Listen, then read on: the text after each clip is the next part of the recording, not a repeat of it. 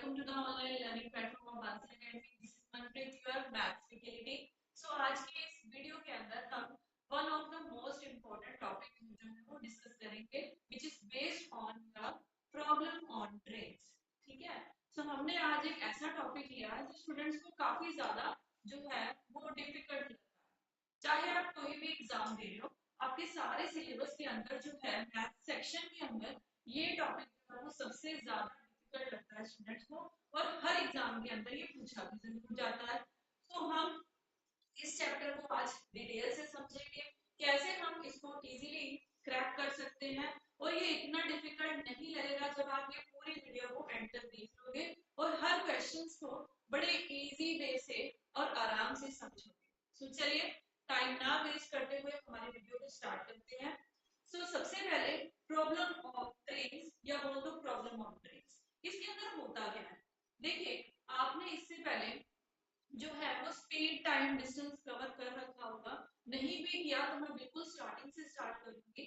तो ये चैप्टर किसके ऊपर बेस्ड है, डिस्टेंस और टाइम से रिलेटेड। अगर डिस्टेंस और टाइम है उसमें तो ऑब्वियसली स्पीड भी साथ में होगा। हम वहीं से शुरू करते हैं, उसके ऊपर ही सारा कंसेप्ट हमारा बेस्ड है। तो चलिए सबसे पहले आपको कोई भी आपको डिस्टेंस कवर करना है, आप किसी भी व्हीकल पे जा रहे हो, चाहे आप एक्टिवा पे जा रहे हो, चाहे आप कार से ट्रैवल कर रहे हो। ट्रैवल कर रहे हो ना एक पर्टिकुलर डिस्टेंस, तो डिस्टेंस तो क्वेश्चन में आएगा ही आएगा। डिस्टेंस को हम डिस्टेंस लिख सकते हैं, ऑब्वियसली यही लिखेंगे। उसके बाद में ये जो पर्टिकुलर एक डिस्टेंस है आपका, इसको आप कितने टाइम के अंदर ट्रैवल कर रहे हो वो किस चीज के ऊपर डिपेंड करता है, आपकी स्पीड के ऊपर। आप चाहे पैदल भी चल के जा रहे हो तो भी आपकी जितनी स्पीड होगी आप उतनी जल्दी वो डिस्टेंस कवर करोगे। तीन चीजें, तीन एलिमेंट है पूरे चैप्टर के अंदर, स्पीड, डिस्टेंस और टाइम। अगर मैं डिस्टेंस को टाइम से डिवाइड करूं, एक पर्टिकुलर डिस्टेंस में कितने टाइम में कवर कर रही हूँ, ये मुझे क्या शो करेगा, ये मुझे मेरी स्पीड शो करेगा। यहाँ हमने क्या देखा कि स्पीड जो होती है वो डिस्टेंस अपॉन टाइम होती है। यही फॉर्मूला आपने बचपन से अपनी क्लासेस के अंदर देखा भी होगा और पढ़ा भी होगा। क्या कि स्पीड जो होती है वो डिस्टेंस अपॉन टाइम होती है हमेशा। क्यों होती है, क्योंकि स्पीड के लिए डिस्टेंस कितने टाइम में कवर कर रहे हो ये आपको पता होना चाहिए। अब बात करते हैं इनके यूनिट्स की।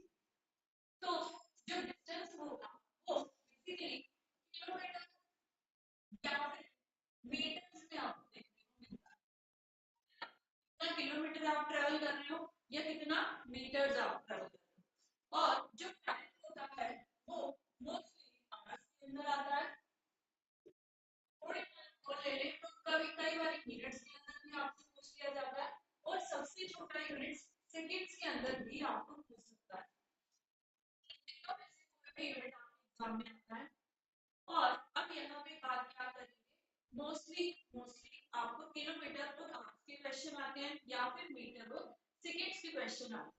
जो प्रॉब्लम है ना, मैक्सिमम से मैक्सिमम चांसेस होते हैं मीटर सेकंड से रिलेटेड वाले क्वेश्चन पूछे जाते हैं।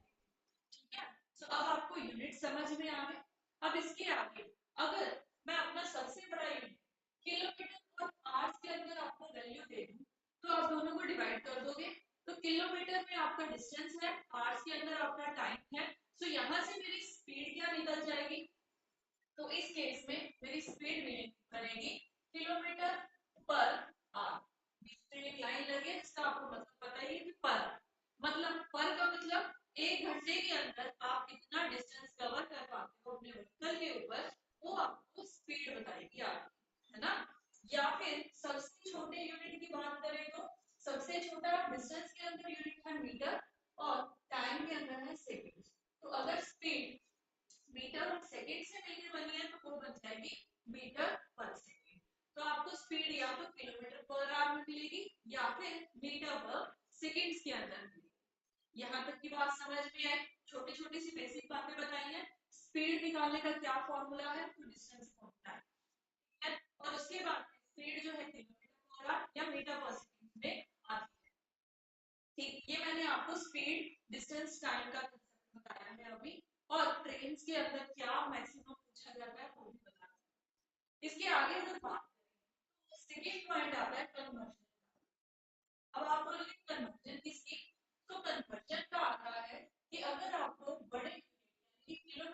आवर स्पीड के रिलेटेड ही है। स्पीड किलोमीटर पर आवर में है, इसको मुझे डायरेक्ट मीटर पर सेकंड में कन्वर्ट करना हो तो मैं क्या करूँ? बात समझ में आई? अगर आपको किलोमीटर पर आवर को मीटर पर सेकंड में कन्वर्ट करना है तो आप क्या करोगे? सो उसके लिए आपको क्या करना है, मैं आपको सीधा बताती हूँ कंसेप्ट। जैसे कि सपोज करो मुझे मेरी स्पीड किलोमीटर पर आवर है, तो जब इसको किलोमीटर को मीटर्स में लेके जाना है, तो इन दैट केस आपको पता है कि 1 किलोमीटर के अंदर हमारे 1000 मीटर्स होते हैं। तो मुझे किलोमीटर डिस्टेंस को मीटर्स में लिखने के लिए इसको 1000 से मल्टीप्लाई करना होगा, जो भी आपकी स्पीड होगी। डन। तो इसको कन्वर्ट करना है किलोमीटर से मीटर की ओर, तो 1000 लेंगे। और पे आपका टाइम आता है, टाइम मुझे आवर्स के अंदर दिया हुआ है, मुझे सेकंड्स में लेके जाना है। तो 1 आवर के अंदर कितने सेकंड्स होते हैं? तो 1 आवर के अंदर 60 मिनट्स होते हैं, 1 घंटे के अंदर 60 मिनट होते हैं, और 1 मिनट के अंदर 60 सेकंड होते हैं। तो यानी कि ओवरऑल 60 मल्टीप्लाई बाय 60 यानी कि 3600 सेकंड्स होते हैं 1 आवर के। सबको पता है? जब इसकी हम कटिंग करेंगे तो आप देखोगे एंड में आपके पास 5 अपॉन 18 बचेगा, है ना? 5 अपॉन 18 ही बचेगा। तो अब आपको क्या करना है, बार बार तो ऐसे कैलकुलेट नहीं ना करोगे एग्जाम के अंदर। तो आप ये याद रखना, क्या वो मैं आपको अब बता रही हूँ। आपको याद रखना है कि जब भी आपकी ट्रेन से रिलेटेड स्पीड जो होगी, अगर वो बड़े यूनिट किलोमीटर पर आवर में है, तो उसको मीटर पर सेकंड में लेके जाने के लिए आप स्पीड को मल्टीप्लाई करोगे 5 बाय 18, सो वो कन्वर्ट हो जाएगी बड़े यूनिट से छोटे यूनिट की ओर। क्या इससे उल्ट अगर मैं आपको बोलूं कि छोटे यूनिट मीटर पर सेकंड से स्पीड को किलोमीटर पर आवर में लेके जाना है, वैसा वर्सा का केस हो गया। इन दैट पॉइंट आप क्या करोगे, स्पीड को उल्टा कर दोगे, यानी कि स्पीड को मल्टीप्लाई कर दोगे 18 बाय 5 से, तो वो छोटे से बड़े की तरफ चली जाएगी। अब आप बोलोगे कि हमें तो ये बात याद नहीं होती, हमें रट्टा लगाना नहीं आता। तो मैं यहाँ पे आपको बता दूं कि देखो, जब बड़े से छोटे की तरफ जाना है, जाना किसकी तरफ है? छोटे अमाउंट की तरफ, तो छोटा नंबर यानी कि 5 ऊपर आएगा। जब आपको उल्टा करना है, छोटे यूनिट से बड़े की तरफ जाना है, तो बड़ा यूनिट यानी कि 18 नंबर ऊपर आएगा। अब इसको ऐसे याद रख सकते हो, कभी नहीं भूलोगे लाइक। हाँ जी, तो ये आपको समझ में आ गया। इसको नोट डाउन कर लो, इसका स्क्रीनशॉट लेना है, स्क्रीनशॉट ले लो। क्या क्या बताया, इसका क्या फॉर्मूला बताया, ये फॉर्मूला भी आपको रटने की जरूरत नहीं है क्योंकि मैंने आपको थोड़ा समझा दिया। उसके बाद में कन्वर्जन करना है बड़े से छोटे की तरफ, छोटे से बड़े की तरफ, तब क्या करना है, और ये पॉइंट कहाँ लगेगा, only and only on the speed. चलिए अब आगे चलते हैं, अगला पॉइंट इसका सॉल्व करेंगे। Just a second. अब हम समझेंगे कि उसके ऊपर काम करते हैं। आपको क्या करना है, ट्रेन टॉपिक के अंदर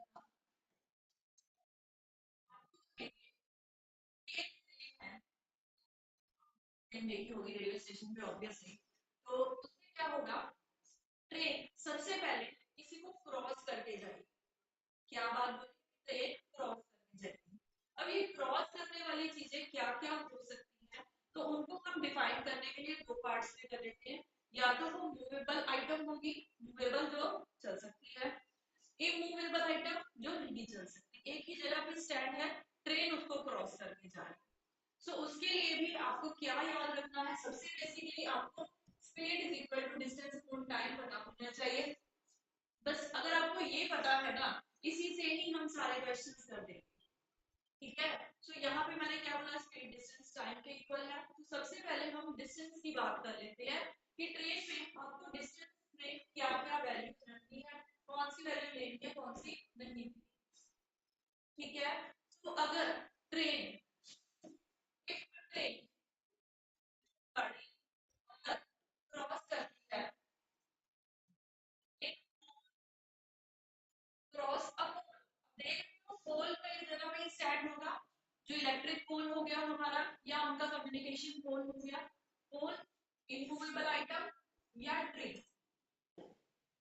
ये भी इमूवेबल आइटम है, ट्रे भी कहीं पे खड़ी रहेगी, वो थोड़ी चल के जाएगी किसी के साथ, या फिर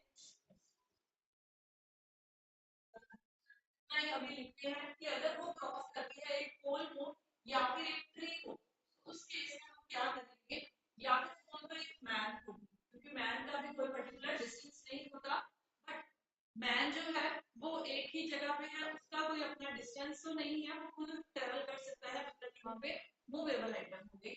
उस केस पे जो भी आपकी ट्रेन की लेंथ होगी, ट्रेन जितनी लंबी है वही उसका पर्टिकुलर डिस्टेंस रहेगा, जिसको मैं यहाँ पे L1 लिख दूँ, L1। ठीक है, तो अगर वो पोल या फिर ट्री या फिर एक मैन को क्रॉस कर रही है, तो आप डिस्टेंस की प्लेस पे क्या रखोगे, जो ट्रेन की लंबाई है उसको ही रखोगे, चाहे वो मीटर्स में है चाहे वो किलोमीटर्स में, डिपेंड करता है क्वेश्चन। डन।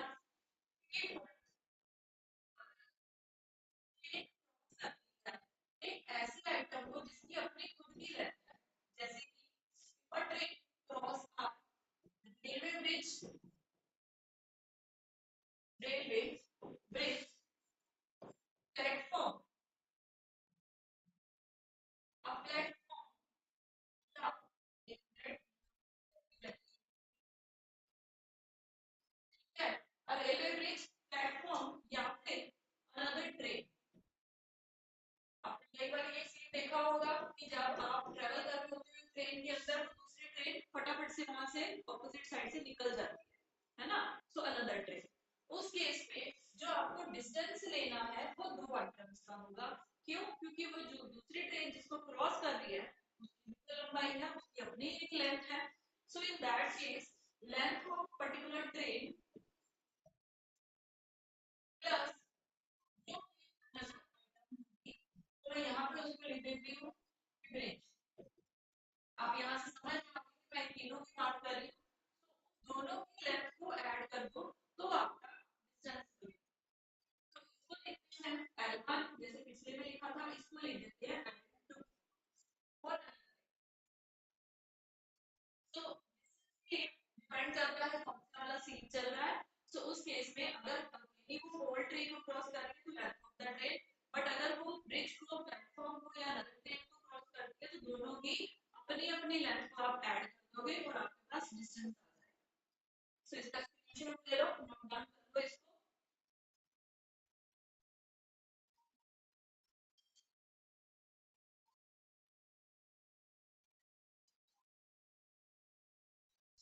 चलिए इसके बाद में आगे बात करते हैं,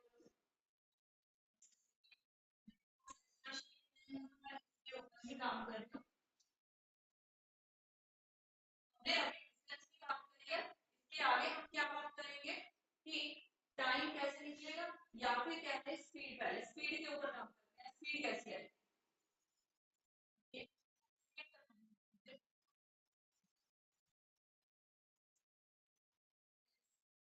तो यहाँ पे लिखा था हमने स्पीड, अब हम बात करेंगे स्पीड की।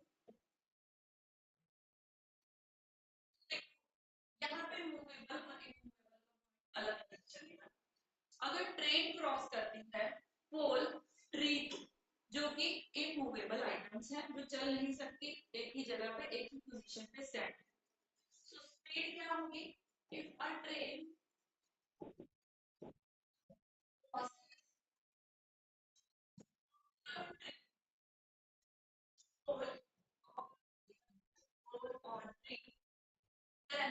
जो स्पीड होगी ट्रेन की वही उसकी स्पीड रहेगी, कोई इसके दोहरा, मतलब ये बात बिल्कुल क्लियर है कि जो भी स्पीड ऑफ ट्रेन होगी, अगर वो पोल और ट्रेन को क्रॉस कर गया उस टाइम पे उसी को वहां पे लिख देना है जो क्वेश्चन में गिवन है, speed of train. But point आता है यहाँ पे रिलेटिव स्पीड का। अब ये रिलेटिव स्पीड, रिलेटिव वर्ड क्यों ऐड कर दिया, सिंपल तो चल रहा था। यहाँ पे पॉइंट ये है कि अगर ट्रेन क्रॉस करती है एक ऐसी आइटम को, एक ऐसी एलिमेंट को जिसकी अपनी खुद की चलने की या मूव करने की स्पीड है, जैसे कि ट्रेन, दूसरी ट्रेन भी चल रही है, ये ट्रेन भी चल रही है, सो एट दैट टाइम दोनों की अपनी अपनी अपनी स्पीड होगी। सो उस स्पीड को हम दोनों को साथ में कंसीडर करेंगे और तब बोला जाता है रैलिटिव स्पीड। समझ में आया बात? तो अब इसको लिखते हैं कैसे? if a train crosses, इसको यहाँ पे man another train, ये दोनों आइटम्स होंगे, प्लेटफॉर्म तो चल के जाएगा नहीं। तो ये दोनों के केस में आपको क्या करना है? तो इस केस में रिलेटिव स्पीड आपको निकालने के लिए दो चीजें और याद रखनी। क्या है वो दो चीजें? तो उसमें पहली बात ये है कि अगर वो दोनों जो है, चाहे वो मैन है चाहे ट्रेन है, अगर मूव कर रहे हैं सेम डायरेक्शन, जिस डायरेक्शन में ट्रेन है, मतलब अगर मैं इसको ऐसे लिखूं कि ये मेरी ट्रेन है, ये अगर इस डायरेक्शन में जा रही है तो मैन भी जो है वो इसी डायरेक्शन में जा रहा है, दोनों चल रहे हैं सेम साइड से।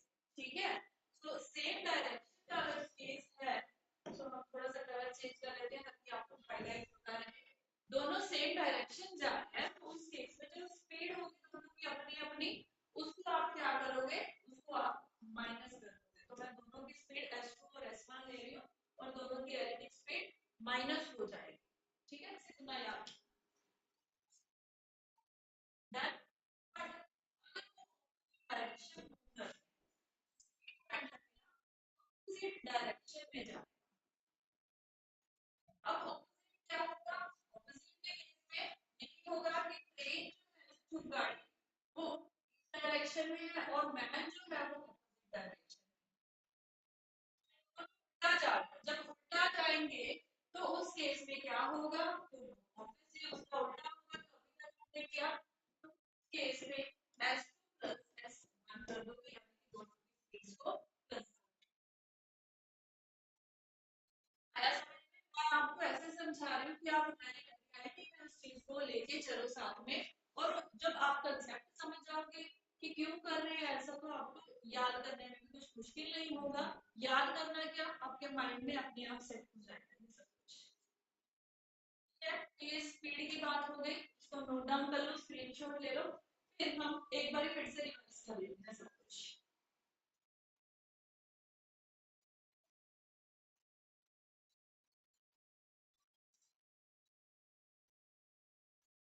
तो डन। सबसे पहले हमने क्या देखा? डिस्टेंस के केस में आपको क्या करना है? डिस्टेंस में आपको देखना है कि अगर ऐसी चीज को क्रॉस कर रहे हैं जो चल जिसका अपना डिस्टेंस नहीं है ना, तो उस केस में जो ट्रेन की स्पीड होगी, सॉरी, जो ट्रेन का डिस्टेंस होगा वही हम रखेंगे। बट अगर वो ऐसी चीज को क्रॉस कर रही है जो खुद लंबी है, तो उसकी लंबाई भी है, तो उस केस में हम दोनों का डिस्टेंस साथ में प्लस करके चलेंगे। दो बात हो गई। तीसरी बात क्या करिए? स्पीड से रिलेटेड। स्पीड के केस में अगर वो ऐसी चीज को क्रॉस कर रही है जो चल नहीं सकती, तो उस केस में जो स्पीड ऑफ ट्रेन होगी आप उसी को रखोगे। बट अगर वो ऐसी चीज को क्रॉस कर रही है जो खुद चल सकती है ना, अपनी लैंग्वेज में बोलते जाओ, तो अगर वो खुद चल सकती है तो दो चीजें होंगी, रिलेटिव स्पीड निकलेगी। बट अगर वो सेम डायरेक्शन में दोनों मूव कर रही है, उस केस में माइनस कर दोगे, सेम का मतलब माइनस कर दोगे। बट अगर वो ऑपोजिट है तो ऑपोजिट में प्लस कर दोगे। ऑपोजिट ऑलवेज अट्रैक्ट, आपने सुना होगा ना, उस केस में प्लस कर दो, ऑपोजिट में, सेम में माइनस कर। और आप बोलोगे कि टाइम के बारे में बात नहीं करी, तो टाइम के बारे में मैंने बोला है कि क्वेश्चन आपसे पूछा जाए, स्पीड और डिस्टेंस, मैक्सिमम केसेस में स्पीड और डिस्टेंस आपको दे दिया जाएगा, टाइम पूछ लिया जाएगा, और कन्वर्जन वाला पॉइंट नहीं बोलना। किलोमीटर पर आवर से मीटर पर सेकेंड 5/8 है, उल्टा करना है तो 18/5। चलिए, कंसेप्ट पूरा समझ में आ गया आपको। अब हम क्वेश्चंस की ओर आते हैं और देखते हैं किस किस टाइप के क्वेश्चन। सो हमारा first question, time taken by train 180 meter long traveling at 42 km per hour in passing a person walking in the same direction at 6 km per hour will be। देखो सबसे पहले जब भी आपके पास क्वेश्चन आए ना, तो उसको तोड़ तोड़ के पढ़ा लो। जितने पार्ट्स में आप कर सकते हो, जितना आप समझ पा रहे हो, पहले वहां तक देखो। कैसे? Time taken by train, train की बात करते हैं 180 मीटर। अच्छा, ट्रेन की लंबाई दे दी गई कि वो 180 मीटर लंबी है, ट्रैवलिंग एट 42 किलोमीटर पर। अच्छा, ट्रेन की स्पीड तो आप क्या करते जाओगे, मुझे ट्रेन की स्पीड मिल गई, यानी कि मुझे S1 मिल गया 42 kilometre per our and train की लेंथ भी मुझे मिल गई 180 मीटर। अच्छा ये मीटर में, ये किलोमीटर पर आवर। ओके, सो अब आगे केस क्या है, इन passing a person walking in the same direction. अब आपके पास मैन की स्पीड भी आ गई कि वो 6 किलोमीटर पर आवर की स्पीड से जा रहा है। पूछा क्या गया, सेम डायरेक्शन जा रहे हैं, है ना। पूरा केस अब आपको समझ में आ गया। निकालना क्या है यहाँ पे, टाइम निकालना है। सो आप अपना बेसिक वो फॉर्मूला याद रखते हो ना, speed equal to distance upon time. उसी के साथ साथ हम करेंगे, एक मिनट, तो उसी के साथ साथ क्वेश्चन को करेंगे। तो सबसे पहले हम क्वेश्चन में डिस्टेंस लिखा करेंगे हमेशा। तो डिस्टेंस में यहाँ पे आपको पता है मैन को क्रॉस कर रही है, बट मैन का अपना डिस्टेंस नहीं होता, इसीलिए only and only speed of train ही हमारा, डिस्टेंस ऑफ ट्रेन ही हमारा डिस्टेंस है। तो वो मीटर्स में है, ये ध्यान रखना। और टाइम मुझे सेकंड्स में पूछा गया, तो यहाँ पे मुझे क्या करना होगा, मेरी स्पीड जो है उसको कन्वर्ट भी करना पड़ेगा। एक छोटा सा पॉइंट यहाँ पे लिया। तो अब देख लेते हैं, अगर सेम डायरेक्शन जाना है तो रिलेटिव स्पीड में हम क्या करेंगे, यस माइनस करेंगे। तो पहले माइनस कर दो फिर कन्वर्जन, ठीक है। सो 42 माइनस 6 करेंगे तो कितना आएगा मेरे पास, 36 किलोमीटर पर आवर। दोनों की स्पीड माइनस होगी क्योंकि सेम डायरेक्शन है, 36 किलोमीटर पर आवर। सो मैं डायरेक्ट अपनी स्पीड को यहीं पे कन्वर्ट कर दूंगी, कैसे, 5/18 से। क्यों, बड़े से छोटे की तरफ। हो गया। अभी भी कैलकुलेशंस मत करना, आगे क्या करना है आपको, टाइम निकालना है, तो यहाँ पे टी, वही बेसिक फॉर्मूला लगाया, कुछ बड़ा लंबा चौड़ा काम किया है, इतना इजी कराया कि आपको समझ में आएगा। अब आप क्या करो, जितनी कटिंग हो पा रही है कर दो, फिर आगे चले। सो 18 के टेबल पे 36 आपको पता है 2 हो जाता है। सो यहाँ पे मुझे मिला 2 × 5 10, यहाँ मेरे पास है 180 अपॉन डी। तो देखो इक्वल्स टू के आमने सामने भी कटिंग हो सकती है। सो एक जीरो यहाँ से कैंसिल हो गया, मेरे पास क्या बच गया 18। सो ओनली एंड ओनली 18 है, सो इट मींस 18 सेकंड्स ही मेरा टाइम होगा। सो ऑप्शन में ए ऑप्शन पड़ी है, ए ऑप्शन मेरा राइट आंसर हो जाएगी 18 सेकंड्स। आया समझ में। चलिए एक और क्वेश्चन ट्राई करते हैं फिर। अब आपको समझ में आया तो वीडियो को थोड़ा सा पॉज करो और इस क्वेश्चन को आप अपने वे से ट्राई करना, फिर उसके बाद में सॉल्यूशन देखना। A train 110 meter long is running with a speed of 60 kilometre per our. अब पहली लाइन से क्या इंफॉर्मेशन मिलती है हम साथ साथ में समझेंगे। एक ट्रेन है जिसकी लंबाई है 110 मीटर एंड वो चल रही है 60 किलोमीटर पर आवर की स्पीड से, यानी कि फिर से डिस्टेंस मीटर्स में है और स्पीड किलोमीटर पर आवर में है। So what time will it pass a man who is running at 6 kilometre per our. अब वो फिर से मैन को ही क्रॉस कर रही है और मैन की स्पीड भी किलोमीटर पर आवर में है। किस डायरेक्शन में करके ये लिखा होगा, in the opposite direction that in which the train is going. तो अब ऑपोजिट डायरेक्शन का केस आता है। सबसे पहले क्या लिखना है आपको, आपको लिखना है डिस्टेंस। बार बार चेंज करना पड़ता है, मैं कैसे पता करते हैं जो यहाँ पे हाईलाइट अच्छे से, ठीक है। सो सबसे पहले डिस्टेंस लिखना होगा, तो डिस्टेंस किसका आएगा, मैप को क्रॉस करें तो ओनली ट्रेन का आएगा। टाइम निकालना है, किसमें निकालना है, सेकंड्स में निकालना है। तो यहाँ रिलेटिव स्पीड का केस बनेगा। अब उसके लिए क्या चेक करना होगा, कौन सी डायरेक्शन है, ऑपोजिट है।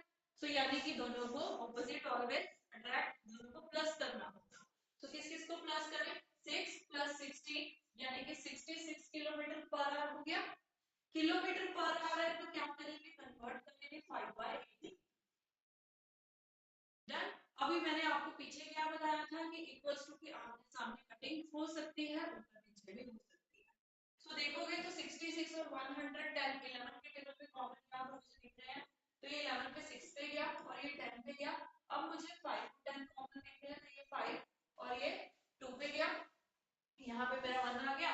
अब 2 और 6 दिख रहे हैं, आप जैसे भी कटिंग करना चाहो आप कर सकते हो। क्या बचा मेरे पास, 3/18, 3 अपॉन है, इसीलिए इसको भी कटिंग करना होगा। क्या बचा अब और कटिंग नहीं हो सकती, तो 6 सेकंड्स जो है वो मेरे टाइम के सामने है, तो वही मेरा answer. Option option B 6 seconds यहाँ पे आपका आंसर बिल्कुल राइट है। Well done. अगर आपका आंसर राइट आया, नहीं आया तो कोई बात नहीं, अब हम सीख ही रहे हैं। थर्ड क्वेश्चन में हम अपना एफर्ट पूरा करेंगे। सो चलिए थर्ड क्वेश्चन। अब इस केस में क्या है आपके पास, रीड आउट करते हैं। टू ट्रेन्स, अच्छा दो ट्रेन्स की बात कर रहा है, पिछले वाले से थोड़ा चेंज हो गया। पहले 200 मीटर एंड 150 मीटर लॉन्ग, दो ट्रेन्स हैं, दोनों की लेंथ आपके पास गिवन है। आप running on parallel trains in the same direction, यहाँ से आपको क्या मिला कि सेम डायरेक्शन वाला केस है मेरा। और at speed of 40 kilometre per hour, 45 kilometre per hour, दोनों की स्पीड्स गिवन है बट किलोमीटर पर आवर में। The time taken by the faster train to cross the slower one. तो अब क्या फाइंड आउट करना है, टाइम ही निकालना है फिर से। तो उसके लिए हम क्या करेंगे, वही सेम कंसेप्ट। सबसे पहले डिस्टेंस में आप क्या रखोगे, दोनों ट्रेन हैं तो मैंने आपको बताया था दोनों की अपनी अपनी लेंथ होगी, इसीलिए दोनों को प्लस करना होगा, हमेशा प्लस करना है। सो 350 आ गया। टाइम तो पूछा ही है तो नीचे भी टी लगा देते हैं। यहाँ पे आपकी स्पीड आएगी रिलेटिव स्पीड, तो उसके लिए क्या देखना होगा, कौन सी डायरेक्शन है, सेम डायरेक्शन में दोनों ट्रेन जा रही हैं, तो सेम में क्या होता है, माइनस होता है। तो अगर दोनों की स्पीड्स को माइनस करें तो क्वेश्चन में साफ साफ मेंशन है, 5 आ गया kilometre per our, but length है हमारी मीटर में और टाइम पूछा है सेकंड्स में, तो कन्वर्जन करना ही पड़ेगा। बड़े से छोटे की तरफ जाना है तो 5/18 लगेगा। डन। अब कटिंग का काम रह गया, आमने सामने कटिंग कर देते हैं। तो ये 70 पे गया, फिर 5 के टेबल पे ये 14 पे गया। अब आपको क्या करना है, दोनों वैल्यूज को मल्टीप्लाई कर देना है। सो 18 into 14 करके बताओ मुझे कितना आएगा। यस, सो इतना टाइम मैं आपको दे रही हूँ, जल्दी से मुझे आंसर कर दो कि 18 into 14 करना है। कमेंट बॉक्स में चाहे बता देना आप जब भी वीडियो देखो। अगर समझ में आए कि क्या कंसेप्ट आपको करवाए जा रहे हैं, सो प्लीज वीडियो को लाइक कीजिए, अपने फ्रेंड्स के साथ में इसको शेयर जरूर कीजिए, जो भी आपके जो है कॉम्पिटिटिव एग्जाम्स की प्रिपरेशन कर रहे हैं और ये टॉपिक उनको डिफिकल्ट लगता है, आप उनके साथ भी शेयर कर सकते हो। आपका एक लाइक और एक शेयर जो है वो हमें मोटिवेट करता है ताकि हम और वीडियोस लेके आए इसी से रिलेटेड। चलिए क्या आंसर आएगा इसका,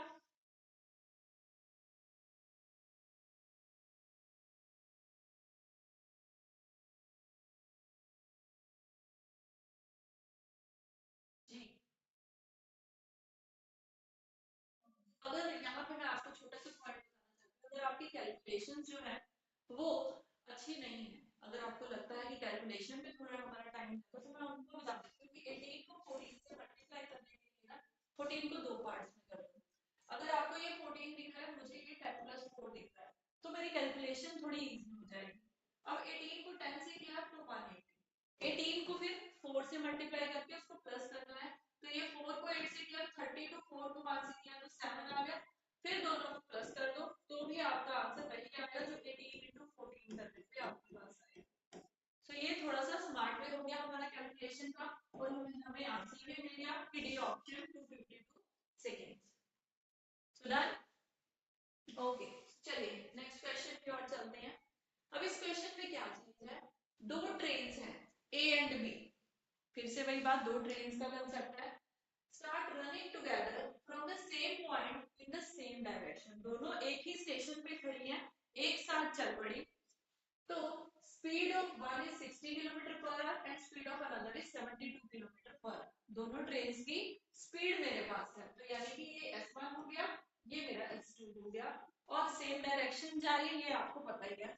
if length of each of the trains is 240 metre, अब यहाँ क्या लिखा है, ईच ऑफ द ट्रेन, यानी कि दोनों की लेंथ भी सेम है, स्टेशन भी सेम है, लेंथ भी सेम है, 240 240। So how long will it take to for train B to cross train A. So क्यों, क्योंकि ट्रेन बी की स्पीड ज्यादा है, तो वो कितने टाइम में ए को क्रॉस कर जाएगी। सो अब समझ में आ गया पूरा क्वेश्चन, स्टार्ट करते हैं। सबसे पहले यहाँ पे डिस्टेंस कितना आएगा, 240, एक ट्रेन का है तो दोनों का कितना होगा, 480। डन। 480 कैसे आया, 240 प्लस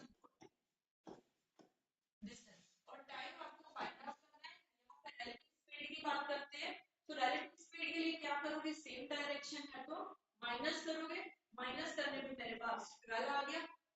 अब ये मुझे मीटर में आंसर मुझे मिनट्स और सेकंड्स में पूछा, वो तो बात की बात है। ये मीटर में है तो ये स्पीड को भी आपको कन्वर्ट करना होगा, तो यहाँ लग गया 5/80। अब हम कटिंग पे काम करते हैं तो 12 के टेबल पे 484 पे जाता है, 5 के टेबल पे 48 पे जाता है। मेरे पास क्या बचा, मेरे पास 18 into 8 आंसर आ रहा है सेकंड्स के अंदर। क्या 18 into 8। अब आंसर तो सेकंड्स में पूरा है नहीं, मिनट पर सेकंड में है, तो पहले हम मल्टीप्लाई कर देते हैं। इन दोनों को मल्टीप्लाई करने पे आपके पास आएगा 144 सेकंड्स। आई बात समझ में, 144 सेकंड्स। अभी क्या करना होगा, मुझे थोड़ा सा अपना आंसर मिनट्स में लेके जाना होगा, कोई डिफिकल्ट नहीं है। आपको पता ही है कि 1 मिनट के अंदर अगर 60 सेकंड है तो उल्टा देके तो डिवाइड बाय 60 होगा, तो 144 सेकंड्स है, आप सीधा सीधा हिसाब भी लगा सकते हो।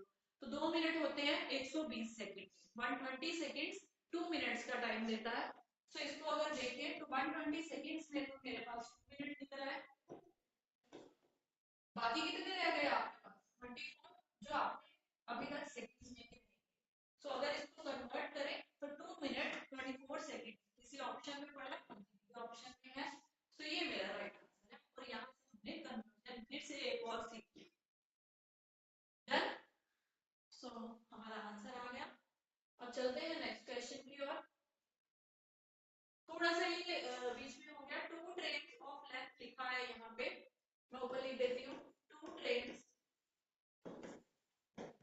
ऑफ लेंथ 120 मीटर के आगे आपको दिख रहा है, यानी कि फिर से वही केस है, जब दो लेंथ्स हैं आपके पास, एक 120 मीटर और दूसरी 90 metre, are running with the speed of 80 and 50 towards each other. Towards each other मतलब ऑपोजिट डायरेक्शन, एक दूसरे की तरफ आ रहे हैं ऐसे, ठीक है ना। तो मेरे पास दोनों लेंथ है, मेरे पास दोनों की स्पीड है, और ये पता चल गया कि ऑपोजिट डायरेक्शन है। इफ दे आर 90 मीटर, यहाँ पे एक और वर्ड कह दिया उन्होंने कि अगर वो दोनों अभी भी 90 मीटर के डिस्टेंस पे हैं, so after how many seconds will they cross each other. पूछा टाइम ही है, पूरा केस हमारा सेम है, बस ये छोटा सा एक पॉइंट बीच में ऐड कर दिया नया वाला कि उन दोनों के बीच में 90 मीटर का डिस्टेंस। ये समझो ये क्या कह रहे हैं। देखो एक ट्रेन यहाँ से आ रही है, एक ट्रेन यहाँ से आ रही है ना। जो पहले वाली ट्रेन है उसकी लेंथ है 120 मीटर, और जो दूसरी वाली है उसकी है 90 मीटर। अब जब दोनों एक दूसरे की तरफ, अभी भी उनके बात में क्या बोलते हैं कि दोनों के बीच में 90 मीटर्स का डिस्टेंस अभी भी है, 90 मीटर का डिस्टेंस है, एक दूसरे के ऊपर ऐसे नहीं आया, अभी भी इतना गैप है दोनों के बीच में, और वो 90 मीटर का है। तो यहाँ पे क्या करेंगे, तो जब आप डिस्टेंस लेते हो, मैंने आपको क्या बताया है, डिस्टेंस के अंदर आपको क्या करना है, दोनों की लेंथ को ऐड कर देना। बट अगर बीच में थोड़ा सा फासला, थोड़ा सा डिस्टेंस और भी है, तो उसको भी साथ में ले लो, गैप ही तो है दोनों के बीच में। सो अब यहाँ पे क्या करेंगे, 120 प्लस 90, दोनों की लेंथ हो गई, प्लस 90 वो दूसरे वाला डिस्टेंस, तो कुल मिला के ये कितना हो गया, ये मेरे पास हो गया 300 मीटर्स का डिस्टेंस। समझ में आया। अब हम डिस्टेंस की जगह पे 300 मीटर लिख लेंगे, टाइम हमें फिर से फाइंड आउट करना है, बाकी पूरा क्वेश्चन हमारा वही है पिछले वाला। तो क्या क्या है, स्पीड्स है 80 और 55, और ऑपोजिट है तो दोनों को प्लस करना होगा। तो यहाँ पे 80 प्लस 55 किया तो 155 किलोमीटर पर आवर की है, तो 5/18 है। फिर से वही काम करेंगे, तो 5 के टेबल में ये 60 पे गया, अब ये 5 के टेबल पे फिर से कर दे तो 27 पे, और ये 5 के टेबल पे 12 पे गया। अब 3 के टेबल पे चले जाते हैं 9 के टेबल पे, मैं 9 के ऊपर कर रही हूँ तो यहाँ पर मुझे 3 मिला और यहाँ पर मुझे 2 मिला, फिर से कटिंग हो रही है। पूरी कटिंग करने के बाद मेरे पास 2 into 4 8 सेकेंड्स का टाइम आया। सो देखा कितने इजी क्वेश्चन है, प्रॉब्लम ऑन ट्रेन्स के, एक ही फॉर्मूला पूरे चैप्टर में लगेगा, बस कंसेप्ट समझना है एक बार अच्छे से, और सारे क्वेश्चन हमारे डन हो जाएंगे। ऐसे ही स्टूडेंट्स बोलते हैं कि ये सबसे हार्ड चैप्टर है, बिल्कुल हार्ड नहीं है, आपको दिख ही रहा होगा। Next question, two trains of equal length take 10 seconds and 15 seconds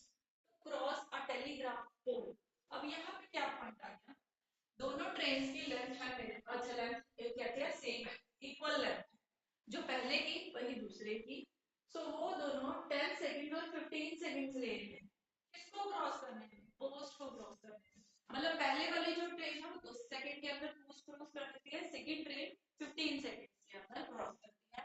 अब लेंथ यहाँ पे देखिए, if length of each train is 120 metres, 120 metre है, so in what time will they cross each other traveling the opposite direction? क्या क्या information मिली, length given है दोनों की, और दूसरी बात बोली है पहले वो पोस्ट को क्रॉस करती है। थोड़ा सा ये पॉइंट चेंज है, निकालना फिर से टाइम ही है दोनों के बीच में, और वो भी सेकंड्स के। देखो जब वो पोस्ट को क्रॉस कर रही है वो अलग से केस आपको करना होगा, है ना। तो उसके लिए हम क्या कर सकते हैं, हम दोनों का अपना अपना, क्योंकि मुझे यहाँ पे स्पीड मेंशन नहीं है, तो इस क्वेश्चन को आप कैसे करोगे अगर स्पीड भी मेंशन नहीं है बट उन्होंने बोला कि पोस्ट को क्रॉस करने का अलग टाइम है।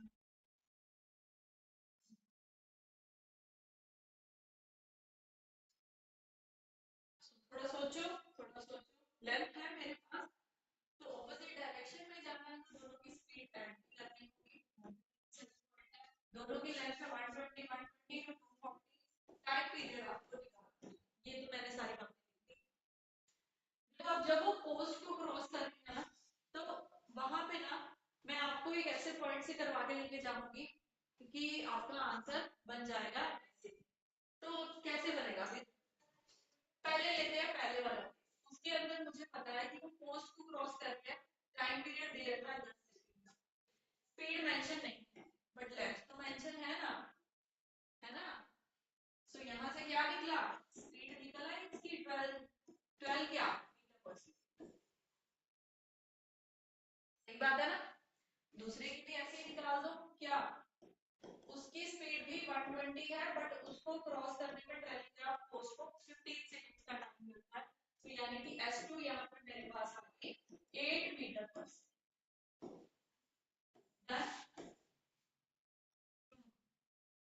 हो सकता है क्वेश्चन, है ना इजी।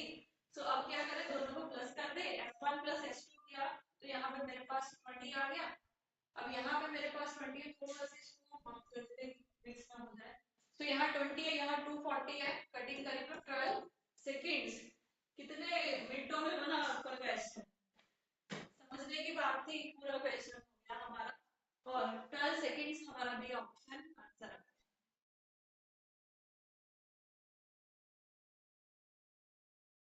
आया समझ में।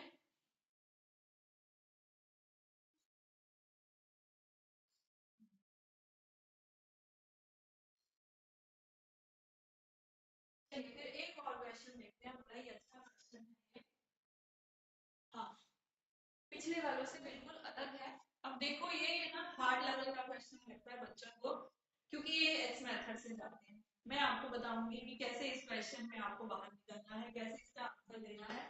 कि दो ट्रेन है, पहली train one from Howrah to Patna जाती है, एक ट्रेन हावड़ा से होके पटना की तरफ जाती है, and other from Patna to Howrah, दूसरी जो ट्रेन है वो पटना से चलती है और हावड़ा जाती है। तो यहाँ से क्या समझ में आया, opposite direction start simultaneously, simultaneously मतलब होता है सेम टाइम में दोनों ने अपनी स्टार्टिंग करी है अपने अपने स्टेशन से, आफ्टर दे मीट। अब क्या हुआ, अब तक के क्वेश्चन आ रहे थे कि मीटिंग कब होगी, कौन से टाइम के बाद होगी, क्रॉस कब करेंगी। यहाँ पे है कि दोनों एक दूसरे को मिल चुकी हैं, दोनों एक दूसरे को क्रॉस कर चुकी हैं। The trains reach there destination after 9 hours and 16 hours। अब बोलते हैं मिलने के बाद पहली ट्रेन को लगे 9 घंटे अपने स्टेशन पे पहुंचने, मतलब जो भी टाइम मिलने का हुआ उसके बाद में 9 घंटे और लगे हैं स्टेशन पहुंचने। दूसरी ट्रेन को ऐसे ही 16 आवर्स और लगे हैं अपने स्टेशन तक पहुंचने में। सो आपको फाइंड आउट करना है रेशियो ऑफ देयर स्पीड्स। तो इसको कैसे करें, रेशियो ऑफ देयर स्पीड्स। देखो कुछ भी नहीं है पूरे केस के अंदर, सिर्फ सिर्फ आपको टाइम दिया है और ऑपोजिट डायरेक्शन के बारे में बात करेंगे, है ना। अगर इस टाइप का क्वेश्चन हो तो आपको समझ में आ रहा है कि दोनों के बीच में डिस्टेंस तो सेम ही होगा, स्टेशन सेम है, उसके बीच में गैप भी सेम ही होगा। तो जब भी आपके पास डिस्टेंस सेम हो, ठीक है, डिस्टेंस सेम हो दोनों के बीच में, और कंडीशन दे दी जाए कि मिलने के बाद का टाइम आपको मेंशन है, तो जस्ट और जस्ट आपको क्या करना है, जो भी उनका टाइम पीरियड होगा ना, उसको सबसे पहले तो आप उसके रूट सॉल्व करो। टाइम के रूट सॉल्व करोगे, आपके पास स्पीड निकलेगी बट अभी आंसर नहीं आया, इनके रूट्स निकाल देना, सीधा शॉर्टकट बता दो। तो 9 किसका रूट होता है, 3 का, एंड 16 4। ये उनकी टाइम की रेशियो मैंने निकाली, आपकी प्रॉपर टाइम कितना लगेगा। सो अगर आपको स्पीड निकालनी है तो जस्ट इसका रेसिप्रोकल कर देना, आपके पास आपका आंसर आ जाएगा। सबसे पहले आप आफ्टर टाइम दिया हुआ है तो उनके रूट सॉल्व करोगे, फिर उसको रेसिप्रोकल करोगे तो स्पीड आएगी। आप बोलोगे रेसिप्रोकल क्यों करवाया, तो देखिए जब डिस्टेंस सेम हो ना, मैं यहाँ पे लिख भी देती हूँ, ये आप नोट्स में मैसेज कर सकते हो अपने, कि अगर दो ट्रेन के बीच में डिस्टेंस सेम है और आपको टाइम दिया हुआ है, टाइम गिवन है, तो जो स्पीड होगी ना वो रेशियो में पूछी जाए अगर, तो वो हमेशा इनवर्स होगी इसका, टाइम का। क्यों, क्योंकि डिस्टेंस कांस्टेंट है, तो जो भी टाइम की, ये बात आपको पता भी होनी चाहिए रेशियो के अंदर, कि अगर डिस्टेंस सेम है तो जो टाइम की रेशियो होगी उसका रेसिप्रोकल हमेशा स्पीड की रेशियो होगी। इसको ऐसे ही नोट्स बना के आप लिख सकते हो। ठीक है, एक बार फिर से बता रही हूँ, अगर डिस्टेंस कांस्टेंट है, डिस्टेंस सेम है, स्पीड की रेशियो है, तो टाइम की रेशियो इनवर्स होगी। अगर टाइम की रेशियो है, स्पीड की रेशियो इनवर्स होगी। यही मैंने इस केस में किया, मैंने इनके टाइम की रेशियो निकाल दी। कैसे निकाले, रूट सॉल्व करने में वो आपको लगाना है क्योंकि शॉर्टकट है। टाइम की जो रेशियो आ जाएगी, स्पीड उसका इनवर्स होगी क्योंकि डिस्टेंस कांस्टेंट। चलिए, आज के लिए इतना ही, आगे मिलेंगे अपने कुछ और चैप्टर्स के साथ, कुछ ऐसे ही और शॉर्टकट्स मैं आपको बताऊंगी। अगर आप ये मेरी वीडियो फर्स्ट टाइम देख रहे हो तो मैं आपको एंड में बताना चाहती हूँ कि आप ऐसे ही मैथ्स के सारे चैप्टर जो है, जो भी आपके सिलेबस में मेंशन है, उनको कवर अप कर सकती हो। मैं किसी भी चैप्टर में आपको एक्स मेथड नहीं लगवाऊंगी एक्सेप्ट अलजेब्रा, ऐसे क्वेश्चंस, ट्रिग्नोमेट्री, अगर उनमें इक्वेशंस बनती है तो वहां तो लगाना पड़ेगा। बट आपको अगर अपना मैथ्स में डर लगता है, आपको लगता है कि मैथ्स कवर करने में बहुत डिफिकल्टी है, तो आप मेरी क्लासेस लगाइए, हमारे कोर्स को ज्वाइन कीजिए। वहां पे मैं आपको किसी भी इक्वेशन मेथड से होके क्वेश्चन को सॉल्व नहीं करवाऊंगी, मैं आपको रेशियो मेथड, परसेंटेज और ऐसे ही कई सारे ट्रिक्स बताऊंगी जो आपको इतने भी ज्यादा वास्ट नहीं लगेंगे, और क्वेश्चन करते करते ही आप ट्रिक्स लगाना भी सीख जाओगे और अपने आप अपनी ट्रिक्स बनाना भी सीखोगे। तो उसके लिए क्या करना होगा आपको, उसके लिए आपको हमारे कोर्स को, हमारे बैच को ज्वाइन करना होगा, ताकि आप अपने कोर्स की प्रिपरेशन हमारे साथ साथ करें। हम सारा सिलेबस कवर करेंगे। अगर आपकी कोई क्वेरी है, कोई डाउट है, तो आप कमेंट बॉक्स में बता सकते हो। उसके अलावा आप हमारे नंबर्स पे भी कॉल करके अपनी सीट बुक करवा सकते हो, और अपने जो भी आप एग्जाम दे रहे हो उसके लिए आपकी एक सीट जो है गवर्नमेंट जॉब के अंदर पक्की कर सकते हो। मिलेंगे अपने नेक्स्ट वीडियो में।